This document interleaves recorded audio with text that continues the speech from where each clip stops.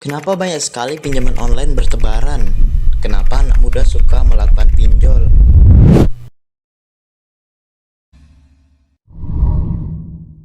Kalian semua sadar nggak sih, sekarang ini banyak sekali aplikasi pinjaman online yang bertebaran. Tidak hanya itu, banyak juga terdapat iklan-iklan pinjol yang absurd dan terkadang aneh.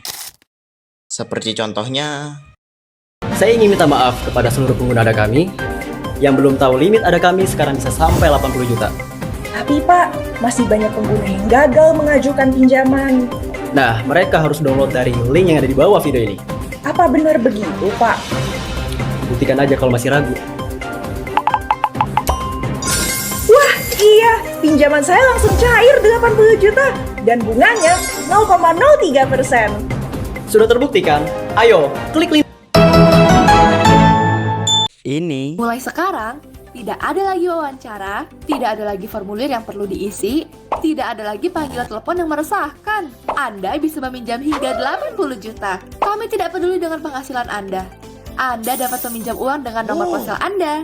Tingkat bunga harian sangat rendah, hanya 0,01%. Hanya perlu waktu 5-10 menit hingga pinjaman tiba di akun Anda. Coba tautan di bawah untuk mendaftar sekarang. ini Pinjemin kamu 5 juta dan dilunasi dalam 5 bulan, apa kamu mau? Gak mau, Bunganya hanya 3%, apa kamu mau? gak mau. Kalau gitu, aku kasih pinjaman dalam waktu 1 jam langsung masuk ke rekening kamu. Gimana? Pasti kamu mau? Gak mau. Ngapain pinjem di pinjaman seperti itu? Yuk cobain aja aplikasi ini. Limitnya hingga 8 juta. Dalam waktu 3 menit langsung masuk ke rekening kamu. Selain itu bisa dicicil hingga 1 tahun. Yuk klik link video di bawah ini untuk ajuin pinjamanmu sekarang. dan ini. Berapa umur kamu? Kamu bawa KTP nggak? 20 tahun bos, saya juga bawa KTP. Coba buka isi cash dan masukkan nomor HP kamu. Aku berhasil dapat 20 juta. Berapa umur kamu? Kamu bawa kartu ATM nggak? Tahun ini umur 32, saya bawa kartu ATM bos. Coba buka isi cash dan masukkan nomor HP kamu. Berhasil dapat 40 juta. Ini apa ya bos? Itu limit kalian di isi cash. Tinggal masukkan data diri dan nomor HP aja. Bisa ajukan pinjaman dan bisa dipakai kapan aja. Terpercaya gak bos? Iya dong, isi cash sudah berizin dan diawasi oleh OJK. Bos, kalau saya nggak bisa lunasin pinjaman sebanyak ini gimana? Tenang, suku bunganya terjangkau, cuma 0,1%. Cicilan paling lama bisa sampai 12 bulan. Jadi santai aja. Nanti kalau kami butuh dana cepat, kami pakai Easy Cash saja. Isi cash tidak terbatas pada usia dan pekerjaanmu. Segera download melalui link di bawah ini dan cek limit kamu. Easy Cash. Gimana? Aneh kan? Bahkan tak jarang saat kita scrolling pasti muncul tuh iklan pinjol di sosmed, dan kadang hal tersebut tuh membuat muak karena dinilai terlalu spam. Oke baik, sebelum lanjut saya mengingatkan untuk klik tombol subscribe dan jangan lupa tinggalkan like dan komennya agar kalian bisa menyaksikan video-video saya selanjutnya. Oke lanjut. Faktanya menurut OJK, yakni lembaga otoritas jasa keuangan yang mengatur dan mengawasi segala bentuk kegiatan di sektor keuangan, jumlah mayoritas penerima pinjaman online atau pinjol ini di Indonesia adalah anak muda. Pada Juni 2023 saja, jumlah rekening penerima pinjol aktif berusia kisaran antara 19 sampai 34 tahun. Dan tahun ini, jumlah penerima pinjol mencapai 10,91 juta penerima dengan nilai pinjaman sebesar 26,87 triliun.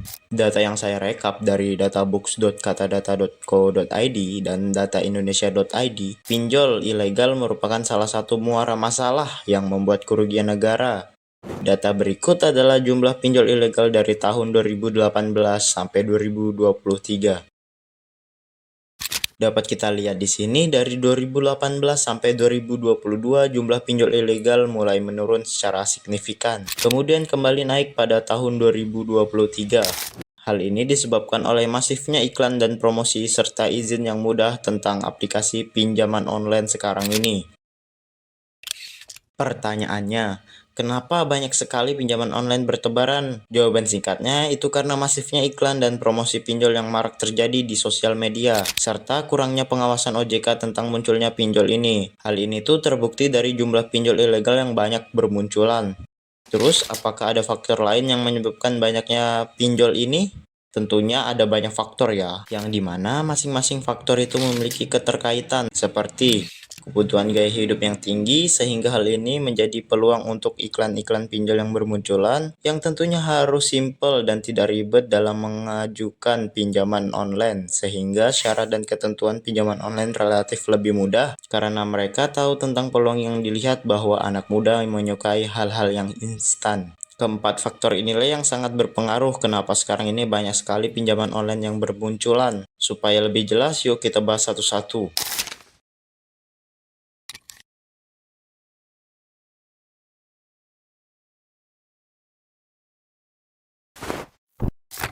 Yang pertama, kebutuhan gaya hidup yang tinggi. Tidak dapat kita pungkiri, gaya hidup merupakan hal terpenting di zaman sekarang ini, khususnya kaum-kaum milenial. Mereka terkadang menghalalkan segala cara agar eksis dan diakui oleh lingkungannya. Bahkan jika mereka ingin memenuhi keinginan gaya hidupnya, mereka rela berutang dengan melakukan pinjol agar apa yang mereka inginkan terpenuhi. Banyak tuh dari mereka yang menggunakan paylater dalam membeli apa yang diinginkan. Tentunya tindakan ini akan merugikan bagi kedepannya.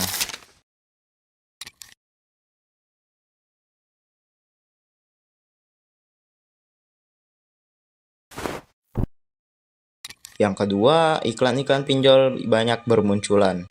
Dengan tingginya gaya hidup anak muda sekarang, hal ini tuh menjadi peluang bagi para pengusaha keuangan, khususnya pinjol. Mereka menganggap jasa yang mereka tawarkan memiliki market yang tepat. Mereka mengetahui bahwa anak muda mudah terpengaruh tentang tawaran-tawaran yang menggiurkan, sehingga hal ini membuat masifnya iklan-iklan pinjol yang bermunculan.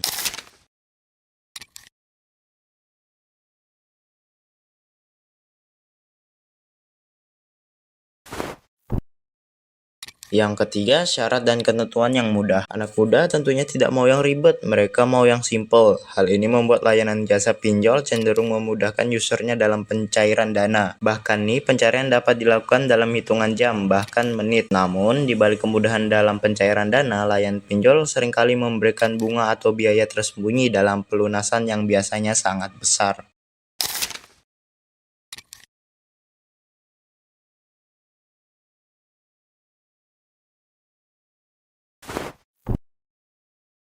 Yang keempat, sukanya dengan hal-hal instan. Keinginan untuk memperoleh sesuatu dengan instan merupakan salah satu jiwa-jiwa anak muda. Oleh karena itu, kita sebagai anak muda haruslah lebih bijak dalam memanajemen keuangan, agar kedepannya tidak terjebak dalam kesusahan untuk membayar semua utang yang dimilikinya.